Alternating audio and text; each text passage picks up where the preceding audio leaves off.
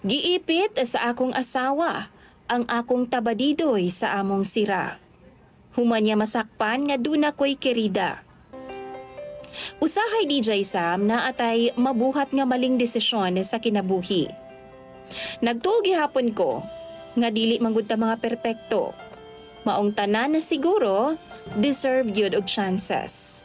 Ug wa tay karapatan nga husgahan o silutan ang bisan kinsa man. Ginoo lang gyud ang dunay karapatan sa tanan.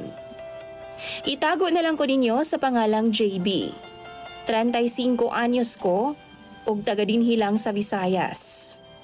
Kaning akong misis DJ Sam bata pa ni kaysa sa akoa. Layo ang among agwat sa pangidaron. 24 anyos pa lang siya.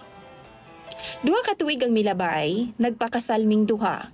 Pinaagi lang noon sa huwes DJ Sam, kay lagi managlahi man ang among relihiyon. Aron way mahayay, patas tanan side by side. Sa dihang nag-uyab pa mi DJ Sam, proud ko sa akong kaugalingon.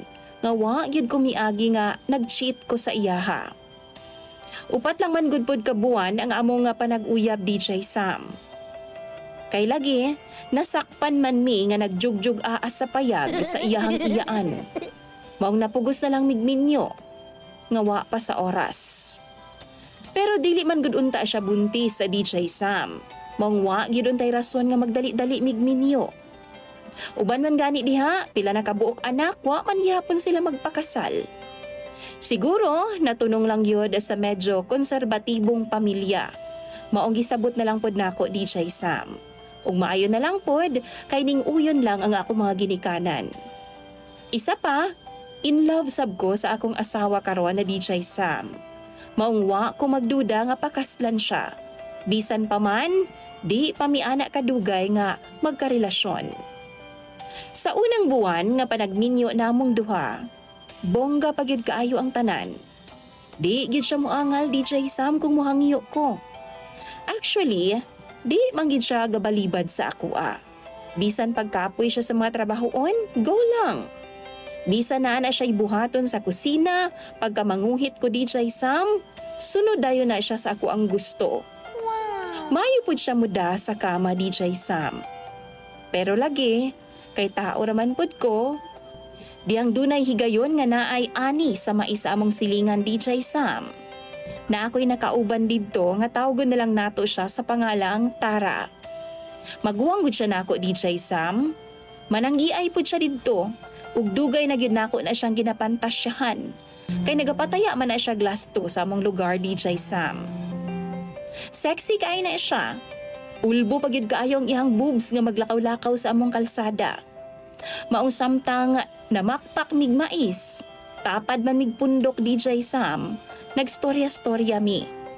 Hangtod nga hapit naman mi mahuman og pamakpak, nagsabot ming duha nga magdungan og hakot og mais dito sa maisan.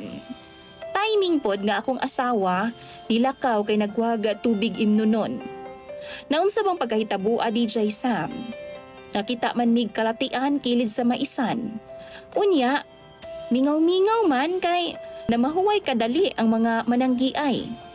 Maong nanulod mi atong lasang-lasang DJ Sam. Ug nagkurambus sanay mi kadali. Minyo pod si Tara DJ Sam. Pero game og nisugot ra pod siya sa akong gustong buhaton sa iyaha. Pagawas namo sa latian, wa gyud ko kabantay nga naa man di ay ang akong asawa. Ug nagtan-aw ra di ay siya sa amuan ni Tara. Way kabutangan na sa akong kakulba ni adtong higayuna DJ Sam. Pero pagtan-aw na ako sa iya ha, gisipatan lang ko niya og wa siya gibuhat sa amua. Wa pod siya giistorya. Hilom lang siya DJ Sam. Hangtod na mauli na lang ni anang hapon. Wa gyud ko magdahom nga masundan di ay miniya ni Tara. Kay among sabot mamakpak raman siya. Nanihapon na lang ni DJ Sam, wa gyud siya maghisgot atong butanga.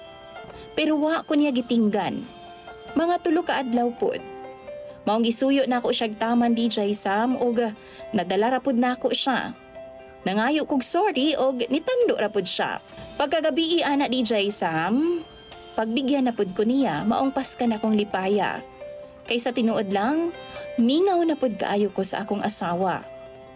Nanghimasa pagani kong daan DJ Sam ug nakita pud nako siya sa kwarto nga nakapanti lang ug nakabra. Kumbaga, ready na. Pagsud nako nagatapis na lang kog towel DJ Sam kay gikan man ko nang himasa. Apan aksyon akog sud sa among kwarto. Dihang-diha gid ko sa gawa sa pultahan. Iyahang gibira ang akong tabadidoy pasulod.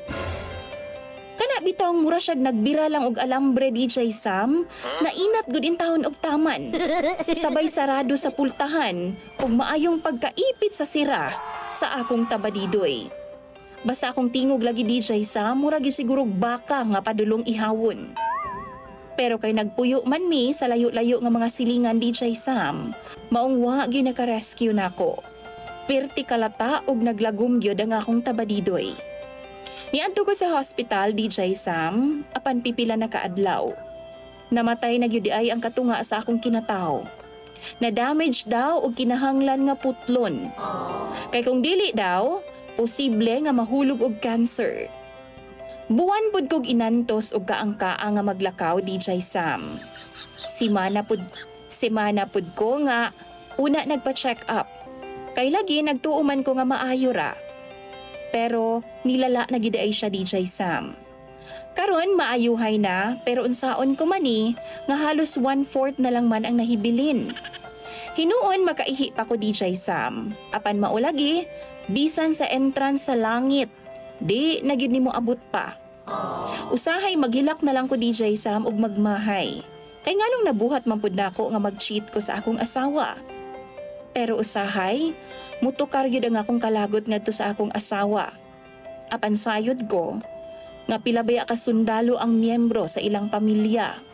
Todas gyud ko kung ako siyang pikhan. Ang nakalaay pag yun DJ Sam kay nadunggan nako siya nga nagplano nga mo abroad.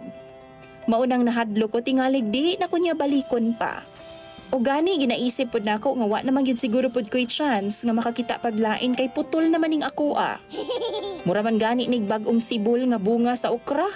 Haskang mubua. DJ Sam sa imong mga viewers din ha, unsa bay maayong buhato nako sa akong sitwasyon karon. Ang tinuod, lami na gyud kaayo magpakamatay. Maunang tabangi ko ninyo nga ma-cheer up nako ang akong kaugalingon. Unsa bay angay na kong buhaton?